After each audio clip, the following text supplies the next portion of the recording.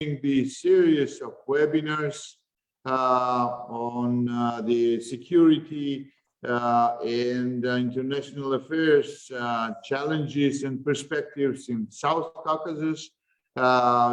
Just recently, a couple of weeks ago, we had a very good conversation with our Armenian colleagues. We discussed about the war of Russia in Ukraine and discussed the possibilities and the challenges for Armenian-Azerbaijani relationships perspectives.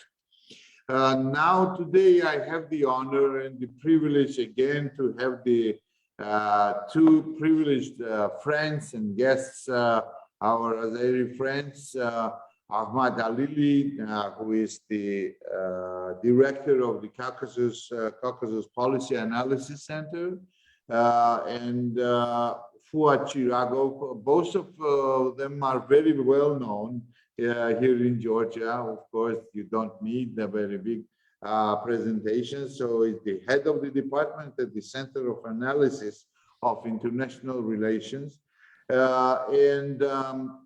As I said, you are frequently, before pandemics at least, were visiting, and hopefully you will visit soon again Georgia. But today we are discussing in the format of webinar the issues which I have mentioned before. Of course, we were discussing a few minutes ago that before we started the recording that all our minds, hearts, thinking, and time is related and dedicated to the war of Russia in Ukraine.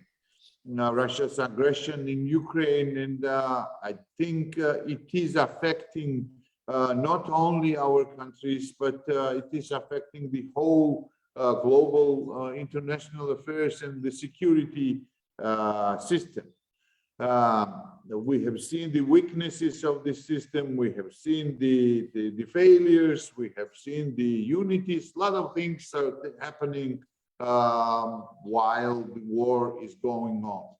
How it is affecting the security and stability of our region, of South Caucasus? How is it seen from Baku, from Azeri thinkers and policymakers as well? And of course, as the main topic of our today's discussion is the chances, perspectives, and challenges for the normalization of Armenian-Azerbaijani relationship. I would like you to share with us your thoughts. You start with the remarks and opening remarks, and I'm sure there will be the questions from the auditorium.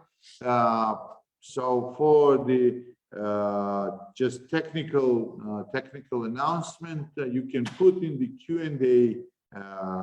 Here is the icon for Q&A, and you can put your question here. I will check it, and we will have the chance to get the answers from both our distinguished guests and friends.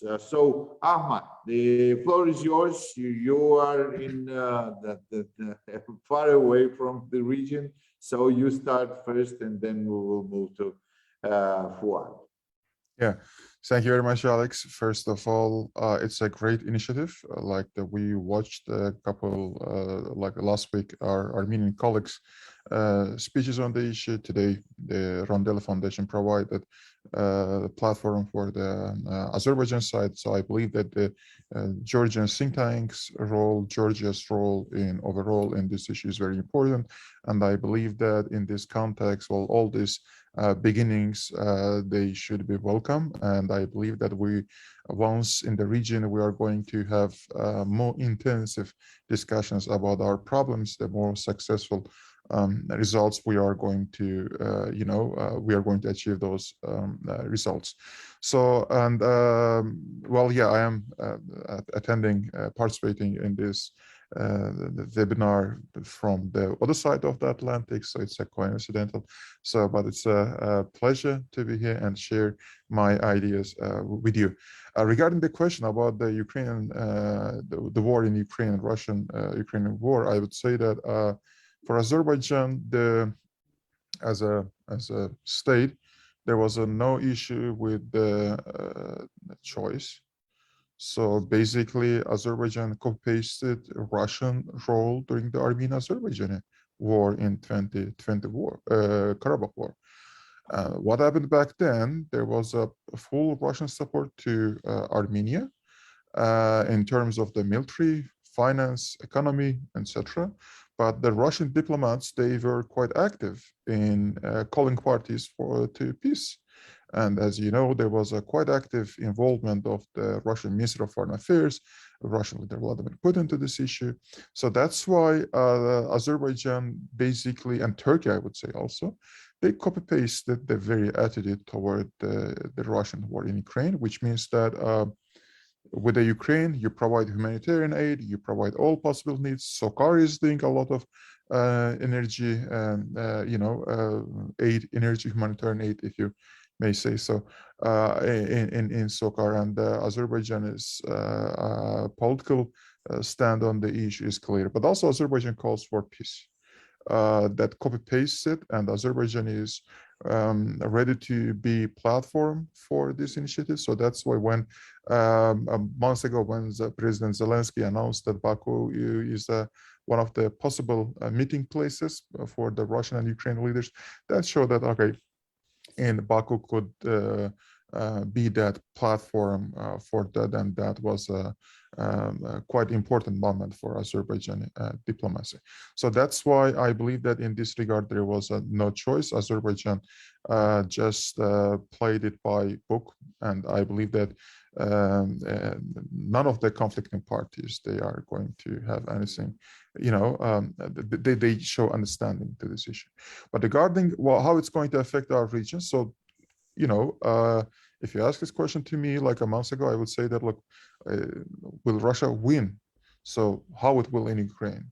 But now it's clear that there is no military win for Russia in Ukraine. So that's why now we have to analyze the scenarios, how Russia is going to stay, keep its position, or withdraw from Ukraine, and etc. So these scenarios are the important, and we have to analyze those scenarios to understand how it's going to affect the regional affairs in South Caucasus. So of course, like if Russia got upper hand in Ukraine, it means that the next, as we all suspected, that South Caucasus would be the place where the next steps would be taken. But in this context, I believe that once Russia is going to be in deeply engaged with Ukraine, at least for the next 2 or 3 years, or that problem, not Ukraine, but the aftermath of that conflict is going to make Russia busy for the next 2 or 3 years. I believe that this Russian-Turkish tandem and the balance, the presence in the South Caucasus, it's going to be affected by this war. So as we can see that, as an indicator, you can take the Russian troops' actions in Karabakh, when in December they would let in French presidential candidate to Karabakh, and they create a lot of tension between Baku and Moscow. But last month, they did not even let in Armenian MPs to Karabakh, right? So that shows that how the balance changed in the region, and it's not in the favor of Russia. But also we have to take into account that in how the social, political, and economic processes might develop in the North Caucasus, how the changing balance of the power in the South Caucasus is going to attract other powers who else will be willing to increase its presence in the South Caucasus. So this creates a lot of challenging moments for all of South Caucasus countries. So that's why in this context, I believe that Azerbaijan and Georgia, they are rushing against the time. It basically like see that like something massive is coming from outside of the region, and the South Caucasus is not ready for that, frankly speaking. There is no enough regional integration.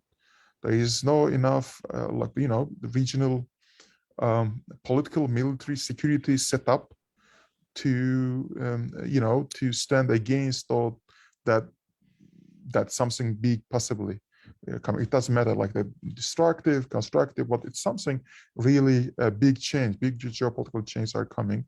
And so that's why we are facing quite a big moment now. We have to move fast. We have to secure regional integration, at least start that regional integration as fast as possible. And so that we should be ready for the next waves of the geopolitical change around the region. In that context, Armenian-Azerbaijani issue is completely, it gets a completely new, let's say, colors. So if Armenian and Azerbaijan issue is still, let's say, in the phase of if there is some issues left for discussions and there is a not mutual understanding between Baku and Yerevan, so it means that regional unity is not possible. So if regional unity is not possible, it means that we as a region, South Caucasus as a region, is not ready for the coming change, for the coming geopolitical changes. We know what happened in 1920s. We know what happened later. So that's why it is the moment when we move fast, we secure some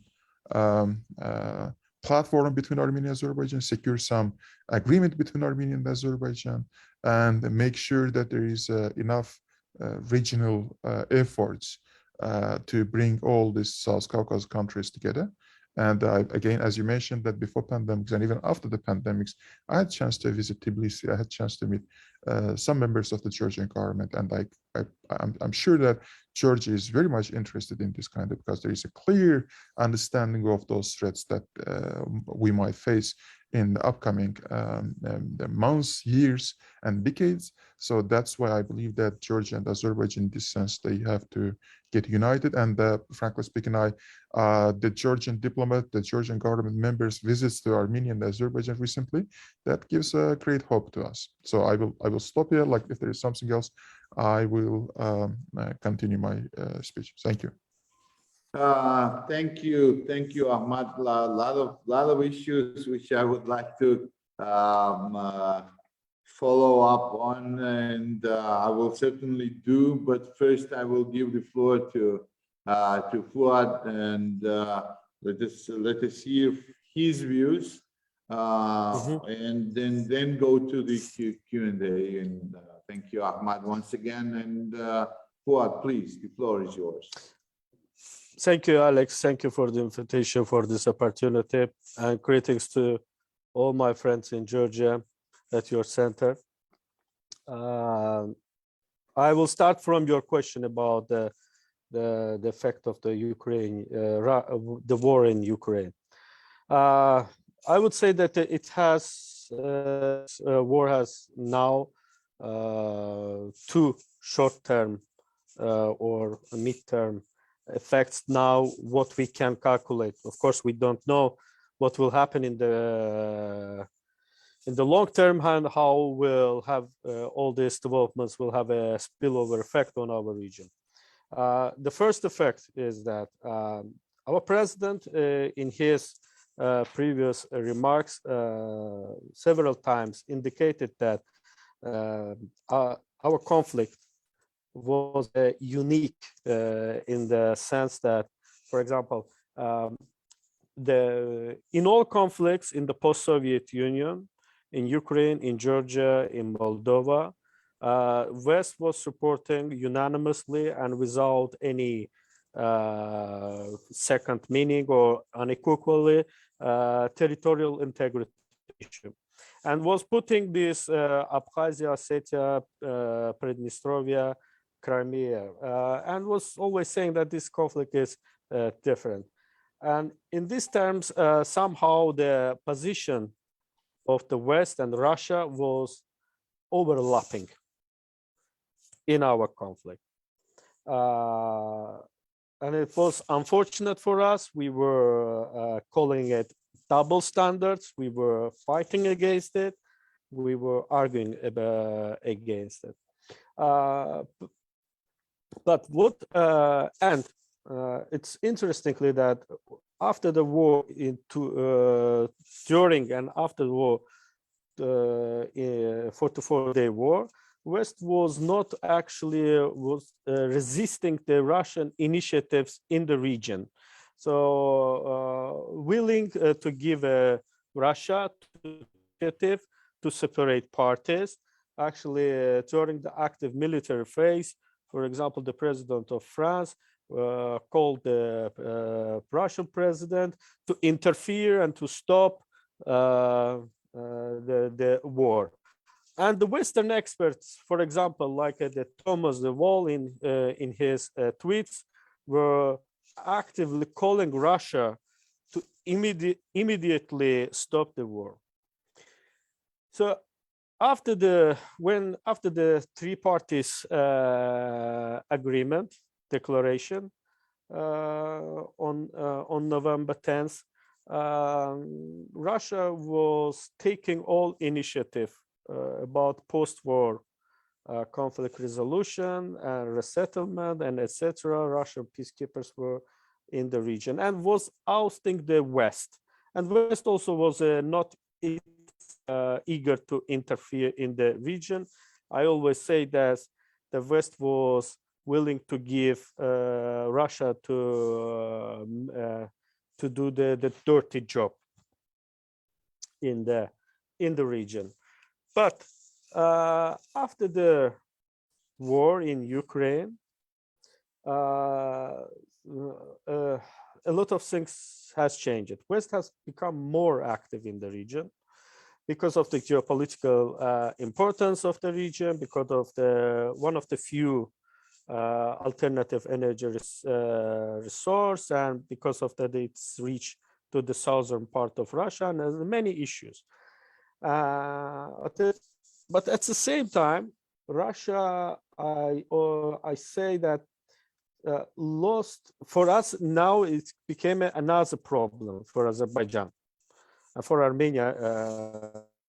Russia lost its right of, the great powers, members of the UN Security Council, had a right, self-attained right to make a peacemaker. So Russia's role in the international level, Russia started to delegitimize itself. So any agreement, any deal, anything signed with Russia will be put under suspicion, so you will not be legitimate. So that's why what we see that the United States and France renamed the persons that were assigned to the conflict co-chairs. So they've become the negotiator for the region. So Russia, the West, the United States and France will not sit around one table with Russia and negotiate any issue, any conflict, and the problem in the world. So what we see right now is that it's a competition over who will manage the conflict resolution or the post-conflict realities in the region. West became more active, initiated two meetings in Brussels, which yielded, I believe, results, real results. And Moscow became jealous about it. And during the Armenian foreign minister's last visit to Moscow, Lavrov openly said that West is betraying the interest of Armenia. So what we see, if we come to right now to the Armenia, to our main topic of our discussion, what we see is that Russia is not interested with the mediation of the West, and the opposition in Armenia is not interested in the Western mediation. And I should make one very important remark here. The Brussels mediation, I wouldn't say it's actually the mediation, the facilitation. The West is trying to be facilitator, not a mediator, not trying to impose the terms to the both sides, just providing a room and calling that you should agree and to resolve, and they will, in the end, we will get a benefit, rewards from the probably West for the resolution of this conflict. And that's why I think that the title of today's event that you put it is chosen very correctly, and it's historic. Whatever will happen from now on, whether both Armenia and Azerbaijan continue to fight or finally to come to on common denominator and to normalize, this time period we live in will be the closest ever period to the normalization and peace. It's my personal opinion. Are we heading to the normalization? Actually, I've been even asking this question is a great achievement. We could not even ask this question till the Second Karabakh War. Now we ask this question. Now it depends on Armenia. I specifically say that not on both sides, but specifically on Armenia, whether we will heading to normalization affirmatively, or again we will continue put this under the question. And we might say about it affirmatively, or the process will be, our relations will be normalized in 1 or 2 months. I think everything will be clear. As I said, the Russia and the position now are not interested. And if we look at the statements of the Armenian officials, it has somehow a little bit changed after the Pashinyan's visit to Moscow. Pashinyan is still trying to continue its rhetoric that he had to before the Moscow visit, but at the same time he is waiting for the results of the internal turmoil. People who protest in Armenia right now, I say these people are afraid of peace more than war, and all the propaganda is aimed to scare, to threaten the Armenians, пугает просто, about the outcomes of the peace and normalization. For example, former President Kocharyan last year, during the parliamentary election campaign, gave the interview to the famous Russian journalist Pozner. He openly and very clearly said that he is against opening the borders with Turkey and normalization, because according to him, this will transform Armenia another Ajaria. So the Turkish capital and Azerbaijan capital will come and will buy everything. So this is for them is end of day and tragedy. So as a Georgian, you Alex, you would say that it's a threat to the Georgian security having the Azerbaijani or Turkish capital in your in your country or not. So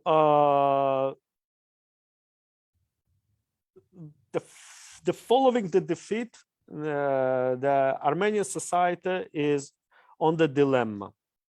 There are those, such as just I mentioned it, Kocharyan, Sarkisyan, like the former Prime Minister Vazgen Manukyan, who also openly said that he is against opening the borders and the normalization, and who are calling for revenge and a new war. They don't want to accept a new reality. Their positions are understandable. They all invested their lives, energy, more of time and energy of the Armenian people on this on their cause. They drew their legitimization from the successful war against Azerbaijan and and Karabakh cause. They ruled Armenia on the basis of this legitimization. So they do understand that where the alternative track might head to. Today, Pashinyan is still on the dilemma. He actually was he found himself in the middle of the dilemma on the first day. When he came to power, there was a hope that Azerbaijan and Armenia finally will reach agreement. The back channel between leaders were established without any mediation. It's recently revealed information. You can find it on the media. And Pashinyan then asked from the president Aliyev time for study the conflict and consolidate the power. Aliyev gave him this time, this opportunity, but somehow the normalization was torpedoed, sabotaged by outside in opposition and the people inside the government of Pashinyan, like people. Defense Minister Tonoyan, it's very important that exactly on what day he declared the new territories for the new world on the day of the first official meeting of the President Aliyev and Pashinyan in Vienna in 2019, March 29, after a couple of hours. So the Pashinyan was pushed to take more harder line. And eventually, he said that the Karabakh is Armenia, period. And I'm not going in the details. We had a war. So another chance was probably for the normalization in the 19th, when the Petriashvili was in the power, when he was also forced to leave the government, when he addressed the Armenian people with open letter and calling that if they do not come to agreement today, the terms that Azerbaijan is agreed today, tomorrow Azerbaijan will not even give it the part of that they are ready to give it now. So very important period, very crucial period for both Azerbaijan and Armenia. I believe the rational thinking will prevail in Armenia. I hope that the people finally will understand that we will not be able to live with the closed borders. 83% of the borders are closed for the 30 years. and there is no dangerous threat to trade, to come to visit each other, normalize the relations. So probably I will stop here. If you have questions, I will be happy to answer. Thank you, Fuad, for your very, very interesting remarks, and it's a great food for thought for both your presentations. And of course, let me start with the question of how do you see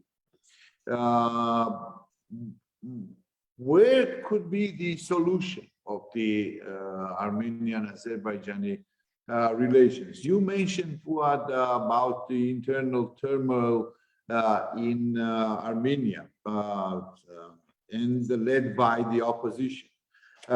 Talking to our Armenian colleagues and friends a week ago, or 10 days ago, they mentioned that it was a kind of a message for you, for Azeris, that maximalist approach would be a mistake by pushing Pashinyan into a bigger challenge and into bigger difficulties, and even and they mentioned very concretely and clearly and openly about the status of Nagorno Karabakh. Is this an issue where you believe that you have to start with to agree and then to get to the overall overwhelming normalization of the bilateral relations between Azerbaijan and Armenia? Because, as you very rightly mentioned, the opposition is pressuring, and the Pashinyan is waiting for the developments in the streets. Right now, there are the rallies in the streets, and you're also right that they could be more afraid of, because of propaganda, maybe more afraid of peace than of the war. But the Armenian colleagues were also saying that if to push too hard towards the agreement on the status of Nagorno Karabakh, then you could get the gentlemen you have mentioned, Sarkisyan, Kocharian, Manukyan, in the next government very soon. So it will be a dead end for the Azerbaijani-Armenian relationship. Do you think so? Ahmad, you start? Yes, I can start. Okay, first of all, Azerbaijan really wants to have some results with Armenia. As I said earlier, there is a big change coming in our regions.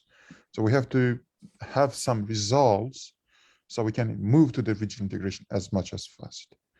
Again, we know what happened in 1980 and 1920 when you are separately, when you're in problems, you are quite easily can get under control. So this is the issue, like that we have to move fast, very fast. And Azerbaijan understands that. And frankly speaking, I've been one of the biggest questions in Baku, that there were several questions, but if you sum up those questions, they might sound like this. And that questions were addressed to me, that what is in President Aliyev's mind, Karabakh or something bigger? I said Karabakh, but without having something bigger in mind, you cannot do anything in Karabakh. So it's focusing Karabakh, everything, but we also have in the mind that something big is coming. We have to keep eye on that issue. So is Azerbaijan pushing? Yes, but let me jump in here. Yes. What do you mean in something bigger is coming? Like let's say that post-Soviet military confrontation. I would say that okay, it's not like post-Soviet time period ended in South Caucasus with the 2020 Karabakh War. There is no post-Soviet period anymore. The Karabakh went and if anyone had any problem with accepting that the post-Soviet ended, so they can look at the Ukrainian war right now there. So it's definitely for those who were having doubt that Karabakh war in 2020 ended post-Soviet reality. I believe that what's happening in Ukraine, it's a quite strong linked issue with the Karabakh. It's ended. So the old reality, geopolitical reality is no more. So what is new? So it can be anything. It can be big military clash. It can be complete reconfiguration of the geopolitical and geoeconomic landscape in the South Caucasus. How it take place? It can be restoration of Soviet Union. Exactly. So, but this is the issue. Like we are sure that something ended, but what is coming to replace it? We're probably in that time period. So Azerbaijan, there is a clear understanding that South Caucasus should get united. Whatever is coming from out there, South Caucasus should have more regional integration platform. And the biggest problem for that is Armenian-Azerbaijan relations right now. So that's why this is a big issue. So, but my colleagues issue that Azerbaijan pushing Pashinyan out. Frankly speaking, if any new government comes into Armenia, what kind of foreign policy options they have? That's another question. What policy options Pashinyan is not using that the others are going to come and they're going to use. That's one of the. Let's answer that question. This is quite a big interesting topic for me. That what they expect that Pashinyan is not doing, but the newcomer is going to do. But it's also a wrong perception that Azerbaijan is looking for instability in Armenia. In contrary, Azerbaijan looking for a stable government in Armenia who can have a deal with Azerbaijan and who can implement those issues.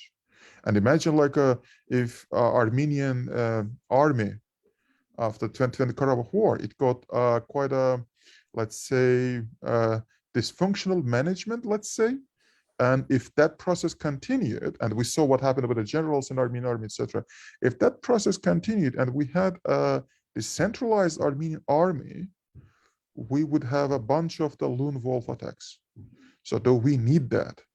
Alex, no way. Alex, So that's. Let me finalize this issue. Sorry. So that's why this lone wolf attacks. Azerbaijan, that idea that Azerbaijan is looking for destabilization in Armenia is completely wrong. But the one very big question, is Azerbaijan, that the title of this webinar is Azerbaijan and Armenia moving toward normalization. I believe that the question should be paraphrased that will Azerbaijan and Armenia succeed with the normalization this time? Because Armenia and Azerbaijan had normalization process in 1998 when Petriashvili was ready to sign a certain document. In 1999, when quite influential figures in Armenian parliament were ready to have a deal with Azerbaijan, they were gunned down. 2001 QS process that stopped. Rondeli process stopped. We know what happened in Kazan in 2011 stopped. So why there was no successful diplomatic effort in aftermath of the April 2016? That's also the problem. So the question is that Armenia and Azerbaijan, they were ready to sign something. They were ready to normalize their relations in the last 30 years so many times, but they failed. So the history of the Armenian-Azerbaijan normalization process is full of unsuccessful attempts more than successful attempts. And so then, again, those ideas that Armenians and Azerbaijanis cannot negotiate with us is completely wrong. We can negotiate with each other, and it's going to be a test this time. Armenian-Azerbaijan normalization process is going to be a test to see that what has changed in the South Caucasus, the security, environment, the international environment, to what extent Armenia has changed, to what extent Azerbaijan has changed. In the previous years, there was several attempts, and all of them, because of the various reasons, were not that successful. And frankly speaking, I blame external powers. I know that it's a tendency to blame external power, but Azerbaijan, Armenia, they got quite many times when they were so close in resolution of this conflict, but they could not make the last attempt. So will they be able to do that now? And that's going to be indication and test for the what has changed in the South Caucasus in the last 30 years. What that process Would that's you happening. make a significant steps without agreeing first on the status? Alex. Okay, let Fuad want to jump in, so let's him jump in. Alex, so I will go in. Alex, let me answer to your question. So our Armenians, you say that our Armenian colleagues say that Azerbaijan is pushing too much. Azerbaijan position is too maximalist. So probably Azerbaijan should suggest propose something status. Yeah. So did I understood? Did I understand right? Yeah, their position was the message was that too maximalistic approach. I see. Okay. Let me lead to so bigger first, internal turmoils in Armenia. Okay. You could get another counterpart in First, Alex. First, the reality that was existed before 2020 was created by illegal use of force, and Azerbaijan restored by using legally using of force. So the problem with our Armenian colleague is that it's their approach. Why do they think that they have a right to say something about the right and status or territorial arrangements about Azerbaijan? The same might apply to the tomorrow. Can say that Armenians also live in Chavakhetia. Do they have Yerevan have any right to suggest or put forward, say anything that you should change the status of Chavakhetia, or they have What maybe I was misunderstood, but their approach was quite constructive. Their message was quite constructive. They realized that they lost the war. They are also very much for the normalization. Okay. For this, you know that during the war, because of despite all military advantages, Azerbaijan intentionally did not enter to the, except in one case, to the densely Armenian populated areas, in order not to inflict civilian casualties. There are studies that actually the Karabakh war was one of the war in recent years, where civil casualty rates is one of the lowest level in decades. So Azerbaijan intentionally did not. They speak about a goodwill. Azerbaijan waited for more 10 days in order Armenians leave Kalbajar. Gave the 10 days. What they did, they planted more mines, cut all trees and destroyed everything. So one of the goodwill was the road that were passing through in Zengilan, the Iran-Armenia. So for a couple of months, Azerbaijan did not touch it and did not any interfere to the. So when Azerbaijan makes gestures of the goodwill, it's not met adequately. So first, in order to start about or to talk about the rights of the Armenians in Karabakh, first, the principal condition is that Armenia must recognize territorial integrity of Azerbaijan without any precondition, unequivocally, So after that, because the Armenians say that about self-determination, but they do not understand that there are two different way of the self-determination: internal self-determination and external self-determination. But they mean, when they speak about self-determination, they only mean external self-determination. So they must be very clear. So look at all statements of the Armenians in in separatist Karabakh in Armenia. So our Karabakh will never be part of Azerbaijan. And so what do you expect after that from Azerbaijan? The second issue is that Azerbaijan is confident in its power. Azerbaijan understands that it will get whatever what's plans. Whatever government now today comes in power in Armenia, Kocharian or etc., it will not change. The status quo already changed. Azerbaijan took to control all the necessary territory. So it's for Armenians to speak about if they should understand this. They should not use the word status. They can use the rights of the Armenians, but also they have to understand that they have to a little bit abstain to speak a lot about the rights of the Armenians in Karabakh. It's considered interference of the domestic affairs of another country.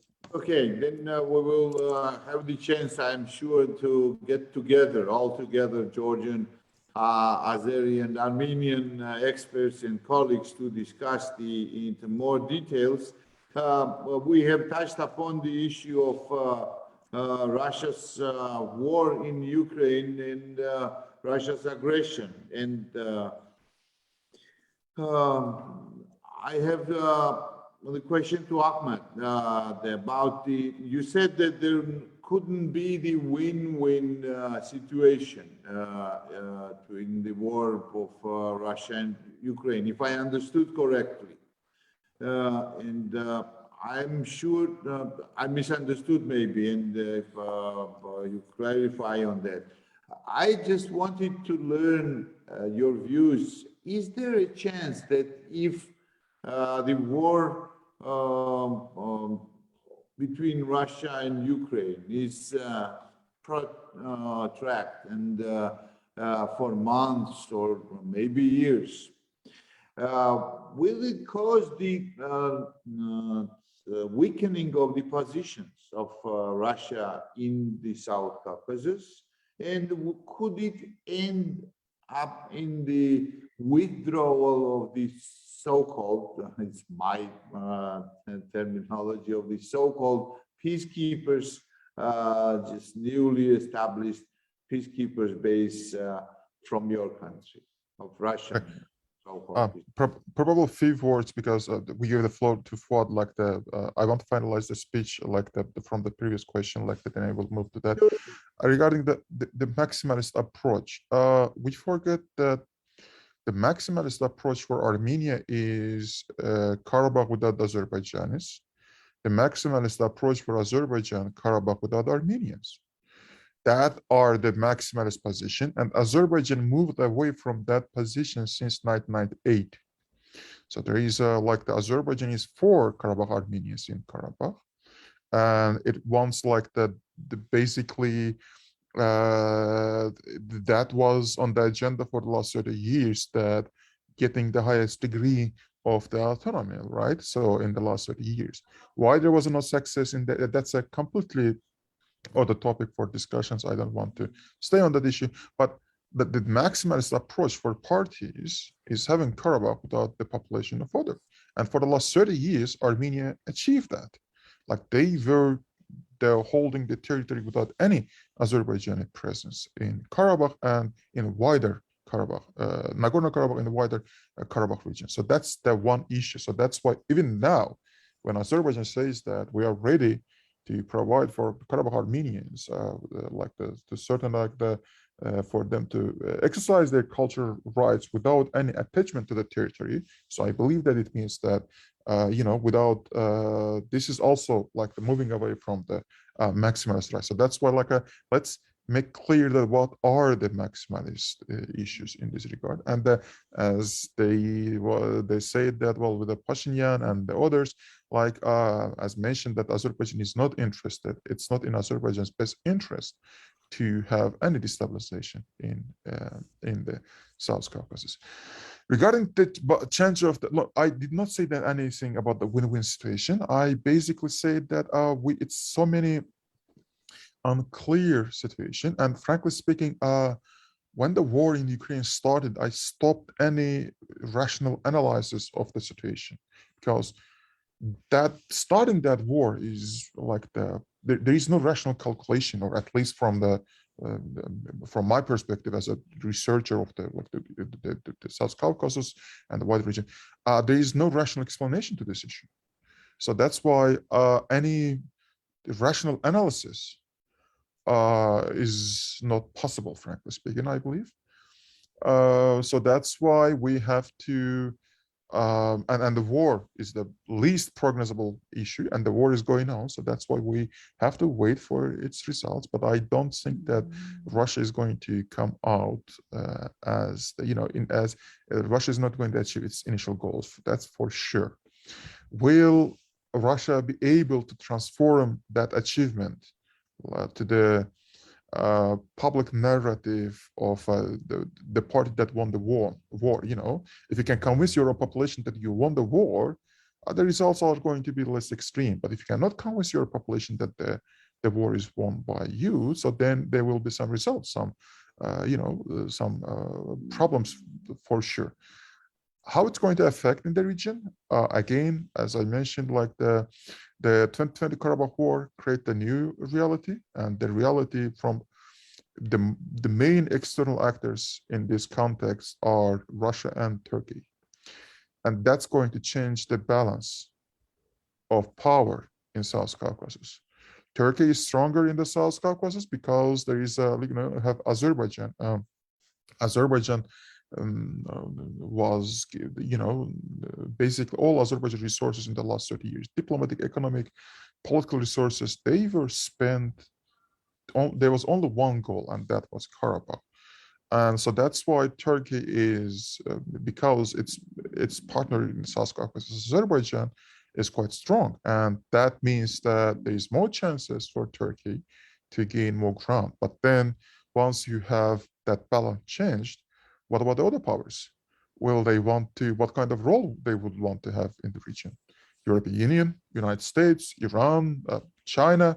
So now you have, or before 24th of February, you had some new balance that was accepted by everyone. But now you have again a new balance, like the balance that was created after the 2020 Karabakh War that changed once more. So it's not still clear what changed, what not, but it's 100% sure that Turkey is going to gain more ground, and that means that Azerbaijan is going to gain more ground, and that's going to transform into the issues in Karabakh. That's going to transform into the Azerbaijan-European Union relations, Azerbaijan-United States relations, and it is, in fact, it's the process going on, as you can see. That if and of course, the Azerbaijan-Iranian relationship. Sorry. Could it affect the Azerbaijani-Iranian relationship? Well, if Turkey gains more ground, I believe that Iran would have more incentive to say that I want to have a bit more leverage in South Caucasus also.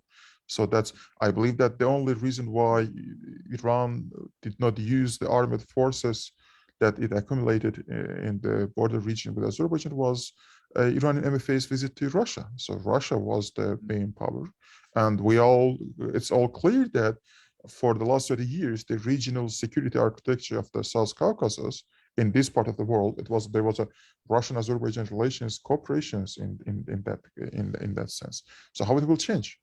So it's another question. So so again, so many uncertainties, and we can manipulate, but as a researcher and that knows that how it's hard to say. So that's why I would prefer saying that I am not qualified even to prognose that. So that would be, so, that will be honest answer.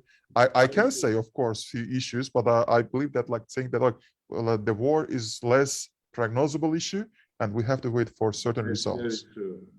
Fuad, what do you think?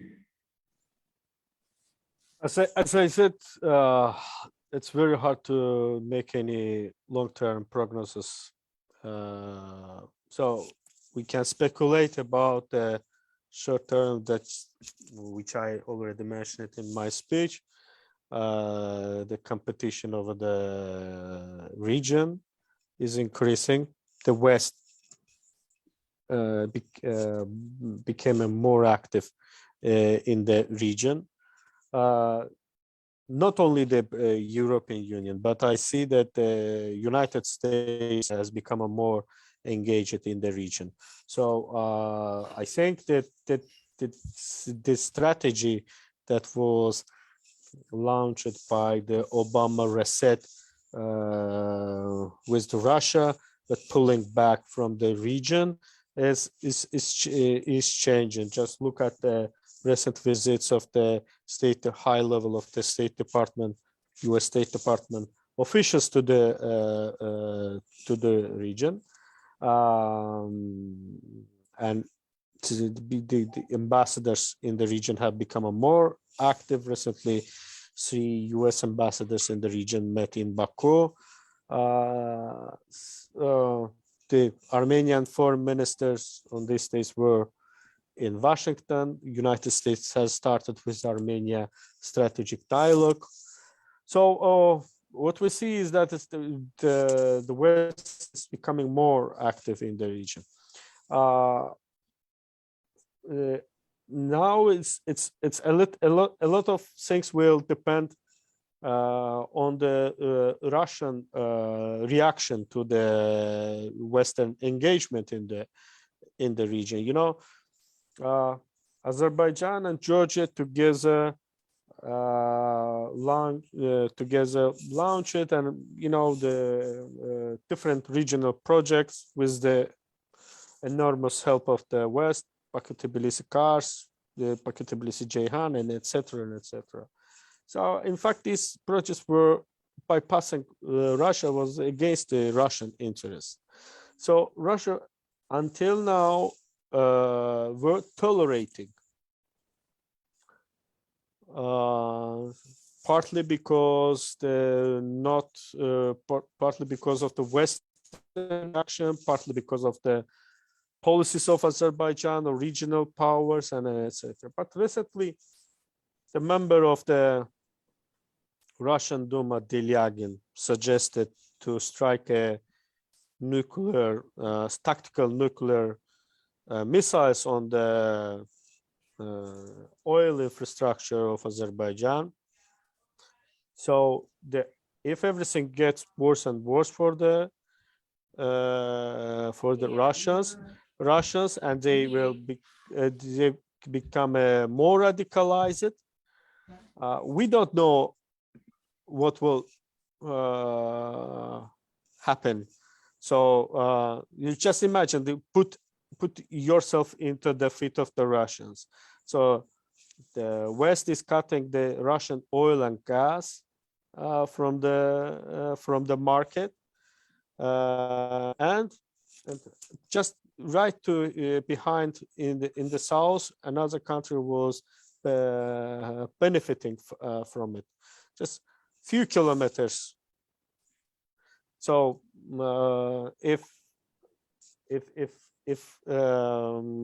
they became more desperate, more radicalized, I don't know. I don't want even to think about this worst case scenarios. So in most cases, in the past, when we said that the worst case scenarios, the people assume that it's less probable, it's less possible. But now recent development shows that the worst case scenarios are more probable became a probable one. Yeah, before 24th of February, very few have thought that it could be such a large-scale invasion of Russian Federation. But, so for Azerbaijan, in addition, about Russia, another uncertainty is Iran. So probably Georgia is a little bit away from Iran, and Iran has a less leverages to influence Iran because of the religion and then etc. cultural and ethnic. Georgia. Yes, it's the Georgia is away from. Yeah. You have Azerbaijani community, but it's still is away. So we are only country in the world which is bordered by Russia and Iran at the same time. So both have some kind of imperial memory and imperial trauma, both of them.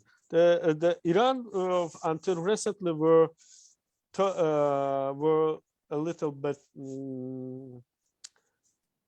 not active, but it was working. It was planting its agents and influence, soft power tools, and then etc., but was not active and voiceful, because it was Iran was confident that the Russia will not allow the West come to its northern border.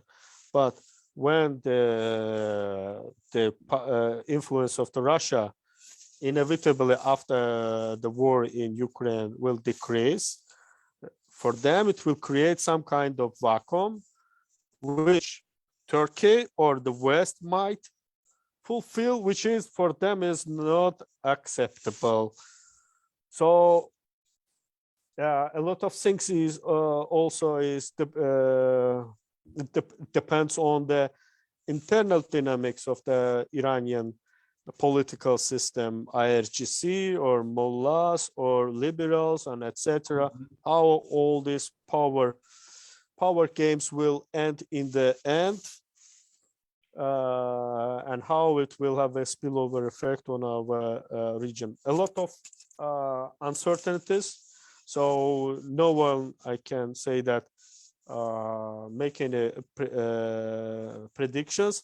One thing is clear: we should be prepared for worst scenarios. I see. Thank you both. And very last question: you touched upon the very important issue of the oil and gas supplies, in these days, from the very beginning of the war, large-scale invasion of Russian Federation in Ukraine. The Ukrainian President Zelensky and his team are demanding and asking for full embargo on the oil and gas purchases from the Russian Federation. It seems like they are quite close to the agreement within the European Union on the oil embargo. Yes. It more looks like that, much less about the natural gas. Yes. But despite these all threatening statements of some Russian politicians, and by the way, the last thing you mentioned, to put myself in the Russian shoes, the last thing I would want is putting myself in the Russian shoes right now. Never in my life. But back to the issue of the energy supplies. Is Azerbaijan ready to, not fully maybe, but to replace Russian Federation and provide European Union with more natural gas and more oil? I'm not an energy expert, but I will try to answer because I have friends colleagues who work on. So Azerbaijan does not have a such scale of energy resources or that fully substitute the Russian. So it can increase at a certain certain level with the support of the West. It can so now can increase its southern gas corridor might increase its pumping capacity at 20-30% more, or I don't know, but it will not help significantly European gas demand, natural gas demand. But again, will it it's. irritate Russian Federation? I'm sorry. Will it irritate the Russian Federation? Of course. So do you think that they will not? Of course, but they will. They do understand that Azerbaijan does not possess the such scale, such a level of the gas reserves that to substitute. Even if even if Azerbaijan had a such level of the gas reserves, the infrastructure that to export, to deliver to the European market is not enough. It's still what we have is gained a significant strategic, our infrastructure gained a strategic significance, the southern gas pipeline. You know, it's again, I want to, I would like to here to blame the West and collective Europe again. If they had, for example, 6 years or 10 years ago, supported our gas, this infrastructure and make it, for example, to for the larger capacity, or if they would be more active with Turkmenistan to bring to Turkmenistan's gas reserves to the market, we probably now we would have a different pictures. You know, one thing is must be very clear.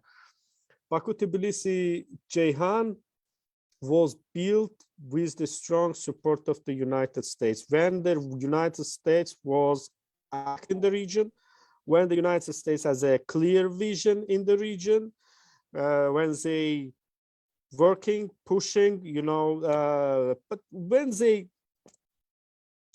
left the region and started to bring all the issues on the agenda with these countries, we did not have such a strategic projects. When Azerbaijan built the southern gas pipeline, there was a lot of experts in the West. Azerbaijan will not be able to fulfill this. It's a political project. It's not economic project, and then etc. There was a lot of critics. I see. They failed at the Nabucco, you know. So now they get what they planted. Okay, my very last question would be to Ahmad, and of course you can comment on the energy issues, but both of you, I would like to hear from you. Where do you see the immediate areas of normalization, spheres where you could agree and start cooperation with Armenian counterparts? And it would be my last question, but Ahmad, please answer the first question on the energy supplies, and then continue with the areas of the possible cooperation. Yeah, well, I would say that that's not a question to Azerbaijan, frankly speaking. That's a question to the European Union and the United States. this what's going right now with this. It's by now it's clear that the only route passing from the Europe to Asia, I mean the China and so part, and without the Russian and Iranian presence is Azerbaijan, right? So Azerbaijan and Georgia together, they are in this route. And this opens a lot of new opportunities. Now China wants more cargo to pass to Kazakhstan, Caspian Sea, Azerbaijan, Georgia. And Kazakhstan wants its oil to be transferred through this route also. Turkmenistan is quite interested. But if you say that Azerbaijan will take a political, military, economic, political military cost and will gain some economic benefit from that also, I would say that no, this is beyond Azerbaijan's capacity. That's beyond any country. Capacity of any country in the region. So that's why it's the question to the European Union and the United States that to what extent they are interested in this route, to what extent they are interested in Azerbaijan working on this in this field. And frankly speaking, this means that they have to provide Azerbaijan more support, even to almost equal to Ukraine, like the support that they are providing right now, not the one that was a month ago. So it's going to almost that level support, because in Azerbaijan suddenly you can have that not only you can have a military conflict not only with one country but the several countries at the same time. This and Azerbaijan is a territory-wise is a like even comparing to Ukraine. Is much smaller, and if Ukraine can let Russian troops to come to the depths of the country for 90, 60, 200 kilometers and then start attacking logistical lines of the Russian troops and then win that, Azerbaijan and Georgia also being smaller in terms of the size, in terms of the territory, that is going to make a huge cost. So is Azerbaijan ready to be this gas, oil, energy transport route and other communication lines? Yeah, sure, it's great opportunity. Like if this works out, I believe that Georgian and Azerbaijan economy, and if Armenia wants Armenian economy, they are going to benefit a lot. But again, the question is that can Azerbaijan tolerate political, military cost of this decision? It's beyond anyone in the region. So that's why it's the question to the European Union and the United States. To what extent? Sorry? I see. I understand. So to what extent they are ready to this idea to work out, and actually, like the Azerbaijan and Georgia, they are becoming the only access point for the European Union and the United States to the Central Asia. Also, so there's so many other issues going on. So that's why, like when you the previous questions that about the regional the future of the region, there's too many determinants. It's not possible right now. So and that this is additional the determinant, I would say, in this regard. Regarding what Azerbaijan and Armenian experts can do, what Azerbaijan and Armenian can do together. Well, last month on the 6th of April, like the Azerbaijan and Armenian experts, they meet in Brussels. It was organized by Links Europe. The organization that coordinated all efforts in Azerbaijan was Caucasus Policy Analysis Center, which is like our center, and from Armenia it was Benjamin Pagasian Center that was the guest to your show last time, and we had quite important discussions in that event. But the one of the most important achievement of it was that Armenian and Azerbaijan experts can talk to each other. I remember my last meetings with Armenian experts, Armenian counterparts, before the pandemic. So before there was a pandemic, then there was a war. So for a long time, and the Armenians and the Azerbaijans, they could not meet. So the very last meetings that I participated was in the November and December of 2019. And in that meetings, Armenian and Azerbaijan experts, civil society members, they have nothing to discuss about. I'm not talking about agreeing on anything. They have nothing to talk about. It was repeated. So there was a crisis even within the community of the think tankers, researchers, and society. So, and I was warning all the organizers that this is going to transform into something big. If there is a Armenian and Azerbaijan expert cannot talk to each other, so it means that imagine what's the situation between the government officials and between others. So that's going to transform into something devastating, and that transformed into war. So that's why now that Armenians and Azerbaijanis, they can meet in Brussels and accept the set of, let's say, proposals, and it's basically a roadmap, and Armenian and Azerbaijan experts, they mutually agreed on them. That's a great achievement. So that's where they can start talking. So probably it's about, now it's time for expert community to talk that, to explore all the possibilities. And we have put our suggestions in that document. If you want, you can Google, it's called 30 Steps Before 2030. So this is the document available online. So you can see the suggestions there. So I don't want to take much time, frankly speaking. Yeah. Thank you. And we are out of the time, frankly speaking. Yeah. Thank you. Thank you very much. Thank you, Ahmad. Fuad, your last comments, and we have to. Unfortunately, the time is really running out too fast, and then I will be very short. I don't want to exhaust our listeners. Hopefully, the peace will come to our region, and finally, these three countries, we have chosen three different political tracks. I mean, the Georgia, Euro-Atlantic, Armenia is become Russian-led CSTO. Azerbaijan is member of the non-alignment movement, but hopefully we will be able in near future to talk about our common future together, common future of our region. So it will make three nation of the South Caucasus more stronger, and we might provide more the life that we deserve, with dignity, with with secure environment, and etc. Can't agree more with these optimistic messages and note. Let me conclude our very, very interesting discussion today, and wish you success